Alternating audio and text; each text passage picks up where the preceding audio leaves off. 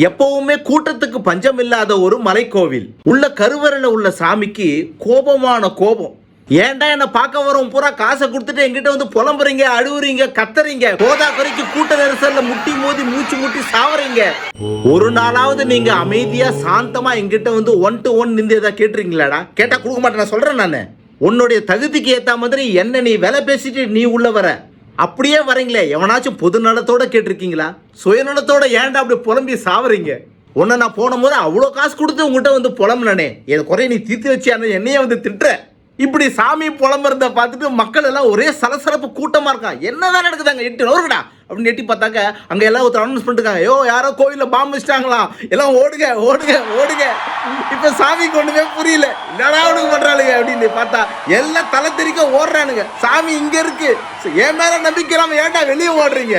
என்னையும் தூக்கிட்டு போகடா வெளியே, பாம்பு அடிச்சா நானும் தானே சாவேன். இப்ப கருவறையில உள்ள கடவுளுக்கே கன்ஃபியூஷன், இங்க நாசாமியா இல்ல குண்டு வச்ச ஆசாமியா? நீங்களும் சிந்தித்தால் தெளிவு பிறக்கும். காசு கொடுக்காமல் கருவறைக்கு செல், கண்களை மூடு. இப்பொழுது நம்பிக்கை கொள், கடவுள் மீது அல்ல உன் மீது. உனது கஷ்டங்களை கரைய கடவுள் உனக்குள் இறங்குவார் நம்பிக்கையாக. இப்படி சொல்லிக்கிட்டே இருக்கும்போது ஹெச்ஆர்என்சில இருந்து ஒரு ஆள் வந்து சட்டையை பிடிச்சிட்டான். ஏய் 50 ரூபா டிக்கெட் வாங்கிட்டு 100 ரூபா டிக்கெட் உள்ள வந்து சாமி பார்க்குறேன், 50 ரூபா